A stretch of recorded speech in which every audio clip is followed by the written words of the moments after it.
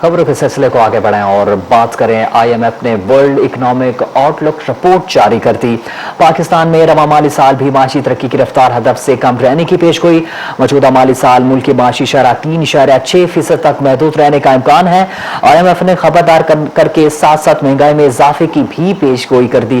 Report में कहते हैं कि जंग से तेल और दीगर अशिया की कीमतों में उतार चढ़ाव का खदशा है। पाकिस्तान में महंगाई की औसत शरह 8.4% रहने का इम्कान है। आपको बताएं, IMF ने वर्ल्ड इकोनॉमिक आउटलुक रिपोर्ट जारी कर दी। पाकिस्तान में रवा माली साल भी माशी तरक्की की रफ्तार हदफ से कम रहने की पेशगोई। मौजूदा माली साल मुल्क की माशी शरह 3.6% तक महदूद रहने का इम्कान है।